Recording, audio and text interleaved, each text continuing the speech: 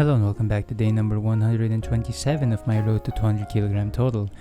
Now I'd like to begin by saying that despite a pretty good 18 weeks with Sika Strength, especially in terms of my technique, I unfortunately have to start saving up more money, so I'm gonna have to put the one-on-one training on hold, and I'm gonna be pretty much on my own for the next few months. So pretty much I have the basic template of how things will go, and I think with just a little bit more aggressive, linear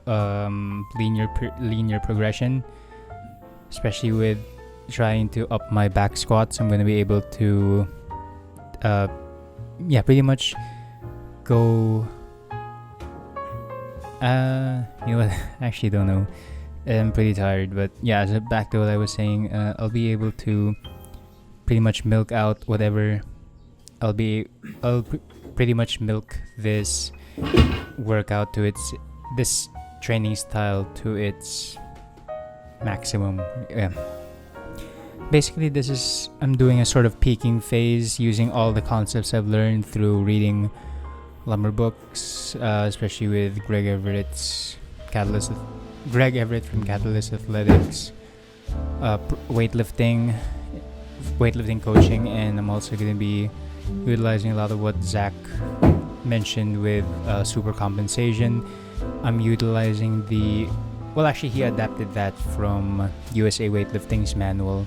I'm not sure if it was level 1 or level 2, but yeah, it's either one of those wherein I'm going to be basing my reps and sets and percentages off of what I did last week. So snatch at 80%, clean and jerk at snatch at 80 kilos. Yeah, unfortunately I was not able to hit 85 to match my old snatch PR. And also my clean and jerk at 110 kilos.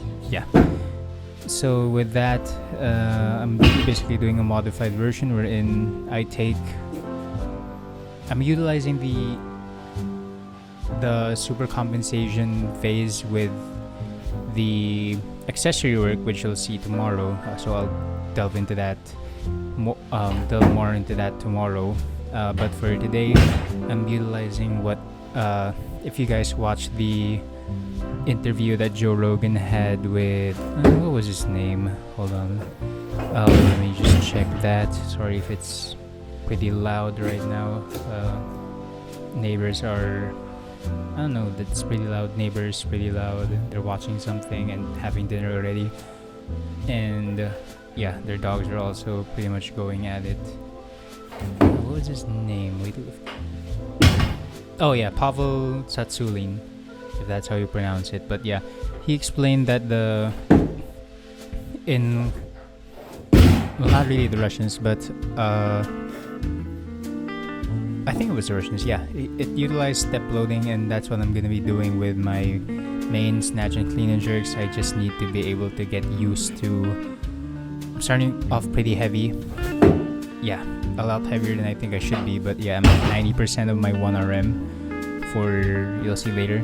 Just basically the whole concept is try to get as much used to 90% of my 1RM as possible. Like, I should be able to do this I should be able to hit this twice a week, every week, and progressively it should be getting easier and easier, right?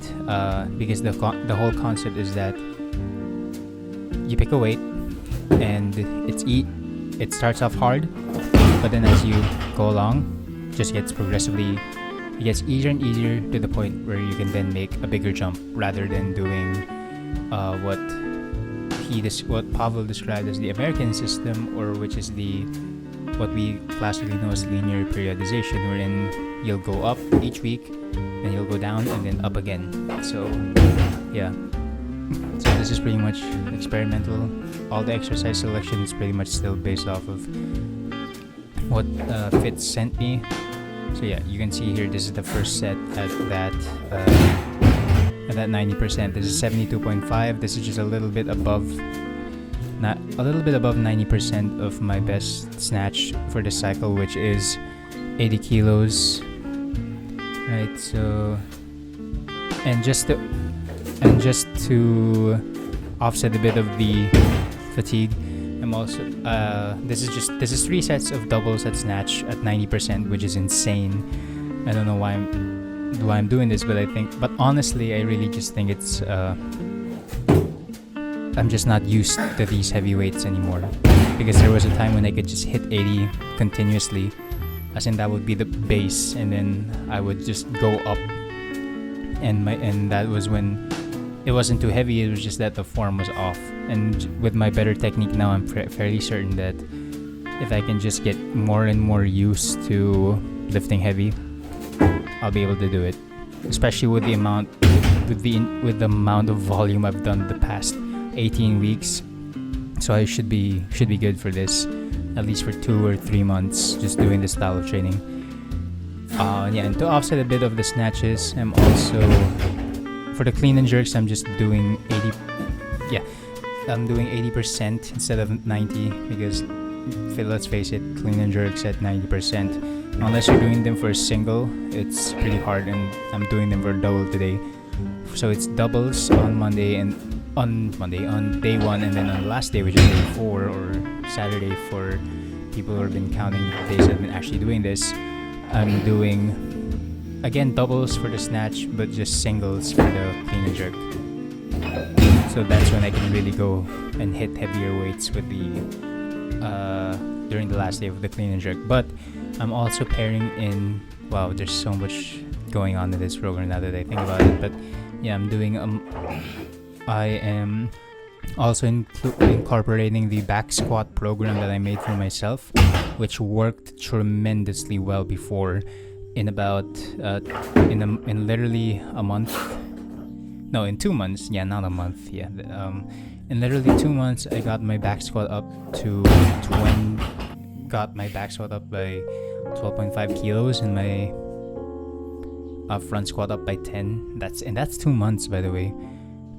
Initially, the program I made was for 3 months, but I found that by the 3rd month, when even if I was just doing triples and doubles and singles, it was significantly harder compared to doing 6, 5s, 4s, and occasionally, yeah, I'd still do 3s, but triples. But yeah, I saw the most amount of growth, strength gains during my doing 6, 5s, and 4s sets. So yeah. Anyways, moving forward, yeah, this is now the first working set for my clean and jerks. Okay, this is 80%, so 87.5. It's a little above, no, it's a little below 110, so 80% of that is 88. Yeah, nail that first one. And then again, this is a double. Yeah, clean and jerk doubles are pretty hard. So if you saw a while ago it was 3s, this is now just 2s. Oh no, there was 3 sets for the snatch doubles. This is now just 2 sets, because I was like, no, I'm not gonna be able to do this. It's gonna be too much for 3 sets. It's gonna be too much volume. And yeah, I think this one, yeah, this is second set or last set. This is the easiest.